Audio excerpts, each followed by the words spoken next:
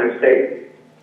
You know, and I think that one of the best ways are paper wallets with multiple backups in different locations that are being encrypted with a password. So even if someone does get that paper wallet, then they need to know your password in order to do that. All right, thank you. Hey Charlie, so this question's regarding empty docs. I know that you've been a friend, or I don't know how friendly, but I know that you've known Mark Karpelis for quite a while. And you know, you had that infamous Reddit post a week ago saying, you know, I expect some good news next week from Empty Docs regarding him stepping down, which happened to be in a document that was leaked. I was wondering if you could shed some light on the whole situation. Perhaps tell us what you know. There's a lot of people here who have lost life-changing amounts of you know, money, who are quite distraught with the situation. And you know, there's lots of speculation, so if you could shed some light on that. Sure. You know, first and foremost, you know, I'm one of those people who lost money in docs myself. And in a time where every dollar counts, especially when it comes to legal bills, it is making my life a little bit more difficult. And I'm really sorry to anyone who has lost money on their docs, and I'm especially sorry if I gave anyone false hope by that Reddit post. That Reddit post, like you said, essentially it said there's hopefully good news on the horizon coming to Mt. Gox. I see good news on the horizon. And that stems from the fact that we had all known Mark for a very long time to be very kind of non-communicative, you know, not really a person who cared about, I guess, Bitcoin long term, or you can assume that he was just kind of stubborn. And what happened over that weekend before the document was leaked was Mark kind of changed his personality. He for the first time ever, he actually came to a Bitcoin Foundation board meeting over a Google Hangout. No one had ever spoken to him on Foundation board before. It's usually his proxy, Gonzalez. And immediately, before any convincing, he immediately said, I am stepping down from the Foundation. And Roger Veal was in his office. And we said, Mark, can you tell us any more information about what's going on? And Roger said, you know, I'm working with them on hopefully something good will come out of this. And the fact that Mark had changed his whole attitude around, and he had, besides for Roger, other advisors that were working with him on that, showed me that hopefully there will be some good news on the horizon. Little did I know that the document would leak, and I was completely wrong, 360, 180 degrees incorrect. I'm really sorry about that.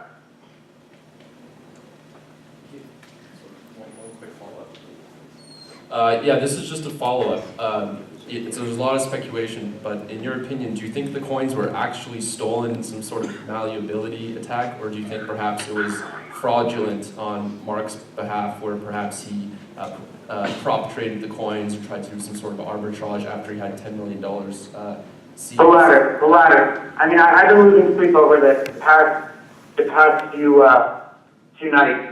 I called up a lot of my good friends who were PhD mathematicians. I spoke to David Perry, and actually meet David Perry from Coding in My Sleep, Adam Levine, and Napoleon, and a few other people put together our analysis on let'stalkbitcoin.com in two parts, part one and part two. And in the first part, we didn't have any kind of answer to where the coins had gone, but we essentially outlined the math, and we said there's no possible way that these coins could have been hacked, because if you do the math, you're talking about, even if you're talking about when the coins were 5 cents, and the hackers started taking coins the first day Mark opened up Mt. Gox 4 years ago, you're talking about over $40,000 missing from their books a month, more than $1,000 a day. I mean, in those days, they weren't doing that much business. It's not something you notice. You don't notice that $500 million just go missing. It's not physically possible. And that kind of like pissed us off a little bit. So we did some analysis, and we talked about this in the panel an hour ago, in the Conf panel. But a lot of us, it's very highly speculative, obviously. But we kind of took a lot of proof, not only from that 424242.424242 transaction that Mark did to move his money to 2011 to prove solvency, but we also found other transactions and also addresses that Mark had said this was my green address, for example. And all of those addresses fall into that chain. But I'm fairly confident that, you know, we at least found between 90,000 or 90,000 of those coins, because they're still sitting there today. Maybe it's not, maybe it is. Again, it's highly speculative, but I can't go to sleep at night saying to myself, I 100% believe that those coins were hacked. It doesn't make any sense. Thank you. Hey, Charlie. Bruce Fenton. I wanted to thank you for your words just now. You know, I think, like a lot of people, when your case first came out, I didn't know you, I didn't know your background, and my first reaction was, hey, this guy's a bad guy. He's making Bitcoin look bad.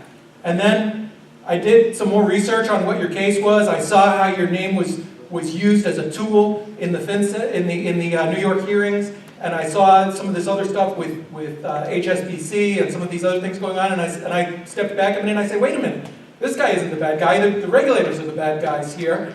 And I think that a lot of us, you know, would be making a mistake for people trying to, you know, not recognize that your case is something that could happen to a lot of other people. And so my question is, on this timing of your arrest, you know, the authorities have said that it was a complete coincidence. They said it had nothing to do with the hearings. They said it wasn't a publicity event. And I call BS on that. And I think that I wanted to see what your thoughts are on that, and if you know if anybody has done a Freedom of Information Act request to request of the regulators and the people who arrested you to see their emails and see if they did this as publicity, because it certainly seems like that. To be honest with you, I can never say 100% that you're right, but I am like 99.9% sure, because there's so many things that fall into play. I mean, first of all, as I said in my speech, I was working with the DA's office and the Department of Financial Services for over a year. I was in their office once a month. I was supposed to be at those hearings. I was literally walking into their arms the next day after hearing. I was going to the court, I was going to be there. Right? It doesn't make any sense. They know where I was. They know where I live. I would have easily come in. I signed, you know, an agreement of working with them. Further, I feel like the agent who arrested me didn't even know what he was arresting me for, right? He didn't even read the charges right. First, he arrested me, said, Charlie, you're arrested for failing to file a currency transaction report. And I said, wait, you mean suspicious activity report? He's like, oh yeah, you're right, I'm sorry. Like, come on, really?